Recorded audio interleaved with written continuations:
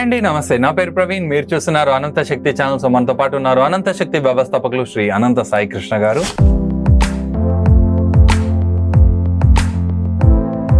So late చేయకుండా కంటెంట్లోకి వెళ్ళిపోదాం, పదండి. సార్ నమస్తే. నమస్తే ప్రవీణ్. సార్, ఇప్పుడు ఒక మనిషి జీవితంలో స్ట్రెస్ కామన్. నాకు హైలైట్ ఏంటంటే కొన్ని మీటింగ్స్కి వెళ్ళినప్పుడు ఒక లొకేషన్లో స్కూల్కి వెళ్ళాను.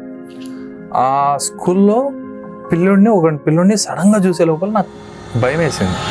ఇప్పుడు నా ఏజ్కి ఇక్కడ డార్క్ సర్కిల్స్ ఉన్నాయి. ఇక్కడ కెమెరాలో అంత సరిగా అనిపించకపోవచ్చు, కానీ డార్క్ సర్కిల్స్ ఉన్నాయి. నిద్ర లేకపోవడం, స్ట్రెస్ వల్ల ఇంకా వేరే టెన్షన్స్ ఉన్నాయి. సో ఇదే విధంగా ఒక వేరే లైఫ్లో ఒక పర్సన్కి ఉంటుంది అంటే అగ్రీ చేస్తాను.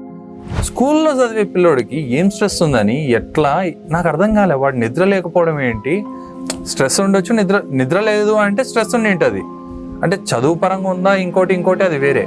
కానీ స్ట్రెస్ అనేది ఎంత కామన్ అనిపించింది అంటే పిల్లోడిలో కూడా చూస్తున్నాను.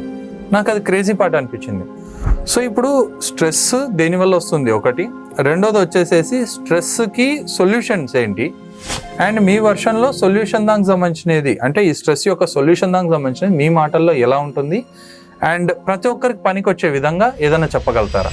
ఇప్పుడు చూడు ప్రవీణ్, మనము ఎక్కడ ఏది చేయాలనుకున్నా, ఇప్పుడు నువ్వు చెప్పావు స్టూడెంట్, చదువుకునే స్టూడెంట్కు చదువు పైన ఒత్తిడి ఉంటుంది, జాబ్ చేసేవాడికి జాబ్లో ఒత్తిడి ఉంటుంది, బిజినెస్ చేసేవాడికి బిజినెస్లో స్ట్రెస్ ఉంటుంది. ఇవి లేకపోకుండా అంటే ఏమి ఉండవు. సన్యాసికి తప్ప. సన్యాసికి కూడా ఉంటాయి. సన్యాసి కూడా స్ట్రెస్ ఉంటుంది. ఏముంటుంది సార్ సన్యాసికి? సన్యాసి బయట చెప్పుకోడు కాబట్టి వాళ్ళు సన్యాసి అంటారు. కాబట్టి మనిషి ఏం చేస్తున్నాడంటే ప్రవీణ్, ఒత్తిడి లేనిదంటే ఏది లేదు ఈ ప్రపంచంలో. ఎందుకంటే ఇప్పుడు మనము జీవిస్తున్నది ఇది స్ట్రెస్ యుగం. ఇది కలియుగం అనేది స్ట్రెస్ యుగం అనమాట. జనరేషన్ ఇంకా ముందు పోయే కొద్దీ ఎలాగుంటుందంటే ఇంకా మనం ఈ స్ట్రెస్లతోనే జీవించాల్సి ఉంటుంది. మనము ఒక 10 years 20 years బ్యాక్ చూసుకుంటే బీపీ కావచ్చు, షుగర్ కావచ్చు, ఇవన్నీ లేవు అప్పుడు. ఈ మధ్యన ఇవన్నీ ఎందుకు వస్తున్నాయంటే నీకు 30-35 yearsకి బీపీ, షుగరు ఇవన్నీ వస్తున్నాయి. ఎందుకు వస్తున్నాయంటే స్ట్రెస్ ఎలాగుంటుందంటే అది ఒకటే రాదు, వస్తూ తనతో పాటు ఇంకొక 2-3 years వస్తుంది. బోనస్ అడిషనల్ బోనస్ అంటారు. ఆ విధంగా మనిషి ఏం చేయాలంటే స్ట్రెస్ తీసుకోరాదు ప్రవీణ్. ఎప్పుడు స్ట్రెస్ మనం అనుకున్నంత ఈజీ కాదు సార్. అంటే తీసుకురా చెప్పగలుగుతారు సార్. అదే నేనే చెప్తున్నా కదా ప్రవీణ్, మనం అనుకున్నంత ఈజీ ఉండదు. స్ట్రెస్ తీసుకోరాదు అన్నంత చెప్పుకున్నంత ఈజీగా ఉండదు. బట్ మనిషి ఏం చేయాలంటే అంటే ప్రాక్టికల్గా థింక్ చేయాలి. ఓకే, ఇప్పుడు ఇంత పెద్ద ఒత్తిడి నా దగ్గర ఉంది, దీనికి నేను దానికి అసెండ్ అయిపోతే ఆ పరిష్కారానికి, ఆ సమస్యకు పరిష్కారం దొరుకుతుందా, లేకపోతే దీన్ని నా పైన వేసుకొని నేను మెంటల్గా డిస్టర్బ్ అయితే సమాధానం దొరుకుతుంది అనేది. జస్ట్ ఏ సమస్యకైనా 2 నిమిషాలు టైం కేటాయించండి. నీ దగ్గరకు ఒక సమస్య వచ్చింది, దానికి ఒక 2 నిమిషాలు టైం కేటాయించి దానికి ఒక 2-3 వర్షన్స్ తీసుకోండి. ఈ వర్షన్ చేస్తే రిజల్ట్ ఉంటుందా, ఇంకో వర్షన్ తీసుకుంటే రిజల్ట్ ఉంటుందా, plan A, plan B, plan C 3 కేటగిరీలుగా డివైడ్ చేసుకోండి. ఓకే, సమస్యకి సొల్యూషన్ ని డివైడ్ చేయాలంటే అంటే ఫస్ట్ సమస్యగానే చూసుకోండి. అంటే ఈ సమస్యను నేను ఓన్ చేసుకుంటే ప్రాబ్లమ్స్ ఎలా పెరిగిపోతాయి అనేది ఒకటి ఫస్ట్ వర్షన్. దీనికి ప్లాన్ బి, దీనికి నేను పరిష్కారం వైపు వెళ్తే నా స్ట్రెస్ ఎలా తగ్గుతుంది, దీనిపైన నేను ఫోకస్ చేస్తే రిజల్ట్ ఎలాగ ఉంటుందని తీసుకోండి. తర్వాత ప్లాన్ బి, ప్లాన్ సి వచ్చేసి ప్రాక్టికల్గా అమల్లోకి పెట్టేసేయండి. ఓకే, అవి ఇంప్లిమెంట్ చేయడానికి step A, step B, step C.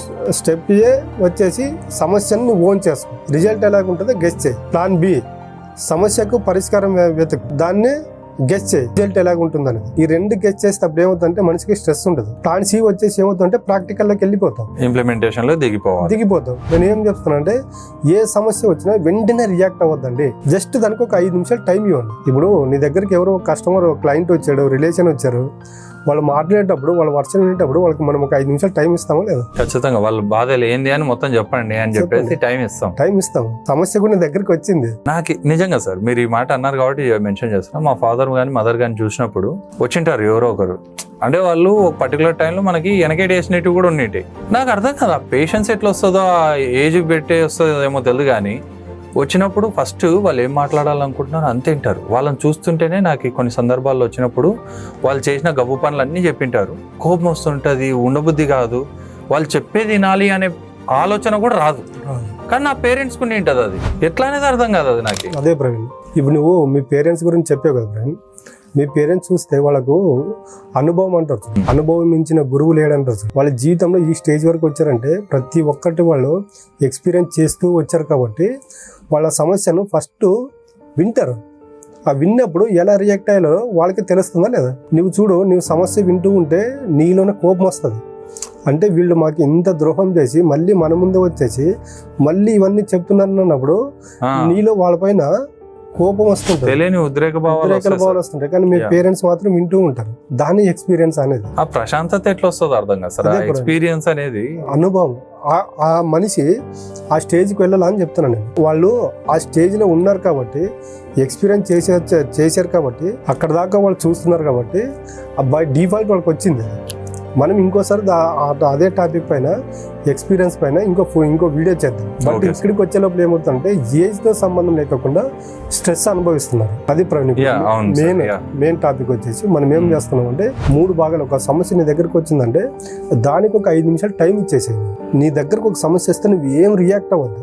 సమస్య ఏంటి, ఎక్కడ స్టార్ట్ అయింది, ఎక్కడ దాకా వచ్చింది, ఎక్కడ ఎండ్ అవుతుంది, ఈ కేటగిరీలో ఆలోచన చేసినప్పుడు మనిషి ఏమవుతాడంటే నువ్వు సమస్య గురించి ఆలోచన చేసేటప్పుడే దానికి పరిష్కారం కూడా మనలో స్టార్ట్ అవుతుంది. అరే ఈ సమస్య వచ్చింది, మనం ఇలాగ వెళ్తే దీనికి ఓ రూట్ దొరుకుతుందేమో, అక్కడికి వెళ్తే వాళ్ళు ఇంకొక మనకు ఐడియా ఇస్తారేమో, అక్కడికి వెళ్తే మనకు వర్క్ జరుగుతుందేమో అనేది రూట్ మ్యాప్ అనేది క్లియర్గా దొరుకుతుంది. బట్ మనం ఏం చేస్తున్నామంటే సమస్యకు టైం ఇవ్వట్లేదు, టైం కేటాయించట్లేదు. ఒక సమస్య మన దగ్గరికి వచ్చిందనుకో మనం వెంటనే దానికి రియాక్ట్ అయిపోతాం. ఆ సమస్యను వాళ్ళు ఎవరు క్రియేట్ చేశారో, ఎక్కడి నుండి వచ్చిందనేది కూడా ఆలోచన చేయము. ఉన్న పలంగా కోపం పెంచేసుకొని దానిపైన ఎదుట ఏ వ్యక్తి ఉంటే అతనితో కొట్లాడడం కానీ, లేకపోతే వేరే వాళ్ళు ఉంటే అక్కడికి వెళ్ళి గొడవ పెట్టుకోవడం, ఇవన్నీ జరుగుతాయి. ఇవన్నీ జరగడం వల్ల లాస్ట్కు ఇక్కడ మనిషి బలి అయిపోతున్నది ఎవరంటే మనమే. బలి పశువు మనమే అవుతాం.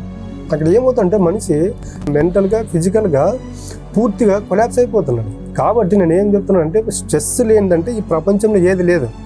స్ట్రెస్ తీసుకున్నాం అనుకో మన లైఫ్లో కొలాప్స్ అవుతాయి. కాబట్టి మీరు దీని నుండి బయటికి పడాలంటే మీకు ఏదైతే సమస్య వచ్చిందో ఆ సమస్యకు ఒక 5 నిమిషాలు టైం కేటాయించి దాన్ని ఇప్పుడు చెప్పే కదా ABC అని 3 కేటగిరీలుగా డివైడ్ చేసి దానిపైన కూర్చుంటే మాత్రం ప్రతి ఒక్క సమస్యకు 100% వే అనేది దొరుకుతుంది.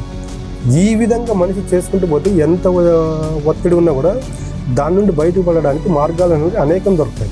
చాలా బాగా చెప్పారు సార్. సో చూసారు కదండి, ఒత్తిడి అనేది ఎవరికైనా కామనే. ఆ ఒత్తిడి నుంచి ఎలా బయటపడాలి, ఏ స్టెప్ వైజ్గా ఇంప్రూవ్మెంట్ మన లైఫ్లో చేసుకోవాలి అనేది సార్ మాటల్లో మీరు విన్నారు. అండ్ నెక్స్ట్ వీడియోలో ఎక్స్పీరియన్స్ దానికి సంబంధించినది కూడా మాట్లాడదాం. నాకు కూడా ఫుల్ క్యూరియాసిటీ ఉంది దాని మీద మాట్లాడడానికి. సో ఈ వీడియో మీకు నచ్చినట్లయితే ఖచ్చితంగా లైక్ చేయండి. అండ్ మీ సర్కిల్లో డార్క్ సర్కిల్స్ ఉన్న వాళ్ళు ఉంటారు కదా, వాళ్ళకి ఈ వీడియో షేర్ చేస్తారని కోరుకుంటూ మీ ప్రవీణ్ సైనింగ్ ఆఫ్. జై హింద్.